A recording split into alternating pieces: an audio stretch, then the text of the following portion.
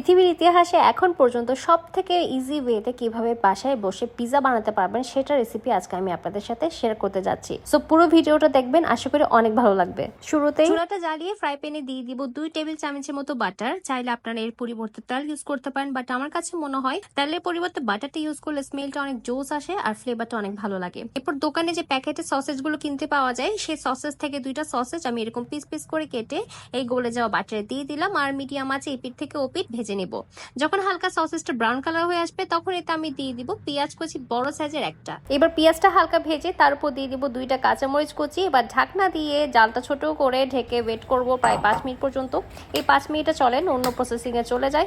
একটা বাটিতে একে একে 3টা ডিম ফাটিয়ে নিব, আর ডিম কিন্তু সাদা অংশ কুসুম সহ পুরোটাই লাগবে। এবার এতে একে একে দিয়ে দিব লবণ স্বাদ মতো, সাদা গোলমরিচ গুঁড়া 1 চিমটি, মিক্সড হার্বস 1 চা চামচ, অরিগানো 1/2 চা চামচ। সবকিছু এবার একটা হ্যান্ড উইচের সাহায্যে খুব ভালোভাবে মিক্স করে নিতে হবে। এক্ষেত্রে একটা কথা বলি, কারো যদি বাসায় অরিগানো বা মিক্সড হার্বস না থাকে তাহলে এই দুইটা কিন্তু অ্যাভয়েড করেও আপনারা এটা রেডি করতে পারেন। আর যদি কিনতে চান তাহলে এগুলো বিভিন্ন সুপার শপে পেয়ে যাবেন। এবার সেই 5 মিনিট পর ফ্রাই প্যানে ঢাকনাটা তোলার পর দেখতেই পাচ্ছি যে একদম তেলটা ভেসে উঠেছে, সাথে হালকা ব্রাউন কালার হয়ে গিয়েছে সসেজ আর পেঁয়াজটা। এবার একটু নেড়ে চেড়ে সে ফাটিয়ে রাখা ডিমের যেটা মিক্স করলাম আমি একটু আগে, সেটা আমি এখানে দিয়ে দিচ্ছি। মানে একদম সমানভাবে এটা দিয়ে দিতে হবে, চারিদিকে ছড়িয়ে যায় মতো, যেরকম আমরা ডিম ভাজি করি ঠিক সেরকম। এবার চুলার আঁচটা একদম ছোট করে ঢাকনা দিয়ে ওয়েট করতে হবে 7 মিনিট পর্যন্ত। আর 7 মিনিট ফিরে আসার পর দেখতেই পাচ্ছেন যে ডিম ভাজি যেরকম একটা শক্ত প্রলেপ হয়ে যায় ঠিক সেরকমই হয়ে গিয়েছে, জাস্ট উপরে খানিকটা কাঁচা রয়ে গিয়েছে। তো স্প্যাচুলার সাহায্যে খুব ভালোভাবে সাবধানে এপিঠ থেকে ওপিঠ এটা উল্টে দিতে হবে, যাতে করে উপরে যে কাঁচা সাইডটা আছে সেটা খুব সুন্দর মতো একদম ভাজা হয়ে যায়। এবার উল্টে পিঠে যেটা আমরা ভাজলাম, যেটা একদম পুরোপুরি হয়ে গিয়েছে, এখানে আমি কিছু ধনেপাতা কুচি দিয়ে দিচ্ছি।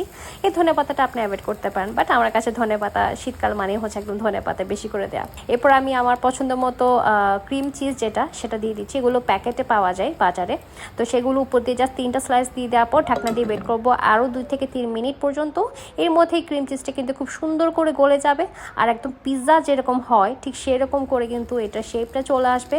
আর এই যে দেখেন একদম পুরোপুরি রেডি, মানে যেই উপরে ক্রিম চিজটা ছিল সেটা এত সুন্দর করে মেল্ট হয়ে গিয়েছে আর এত জোস একটা স্মেল আসছে, মানে চিজ আর বাটার যেটা মিক্স হলে একটা সুন্দর স্মেল আসে ঠিক সেরকম। এটা আমি একটা প্লেটে নিয়ে এবার গরম গরম সার্ভ করবো। ট্রাস্ট মি, এটার স্মেলটা যতটা জোস তার থেকে বেশি জোস কিন্তু এটা টেস্ট। যতক্ষণ পর্যন্ত আপনি এটা বানিয়ে খাবেন না বাসায় ততক্ষণ বুঝতে পারবেন না এত ইজি ওয়েতে এত সুন্দর করে আপনি এই পিৎজাটা বানিয়ে দিতে পারবেন। কোনো গেস্ট আসলে অথবা ফ্যামিলি মেম্বার সবাই মিলে এটা খেতে পারবেন, মানে বুঝে কোনো ওয়ে নেই। আর পরিবেশন হিসেবে একটুখানি টমেটো সস দিয়ে দিলাম। আর এটা বানাতে যে ইনগ্রিডিয়েন্টসগুলো লাগে সবগুলো মোটামুটি সবার ঘরে কিন্তু থাকে, তো চাইলে আপনারা এর বদলে কিন্তু গাজর ক্যাপসিকামও অ্যাড করতে পারেন, যেটা আমি এখানে অ্যাড করিনি। এই রেসিপিটা যদি ভালো লেগে থাকে তাহলে কিন্তু অবশ্যই লাইক দিতে ভুলবেন না, কমেন্টস করবেন আর ফ্রেন্ড অ্যান্ড ফ্যামিলির সাথে শেয়ার করবেন। চাইলে আপনার টাইমলাইনে এটা শেয়ার করে রাখতে পারেন, যাতে করে আপনি নেক্সট টাইম এটা যে কোনো সময় বানিয়ে খেতে পারেন। ইনশাআল্লাহ দেখা হবে নেক্সট কোনো রেসিপি নিয়ে, সে পর্যন্ত ভালো থাকবেন।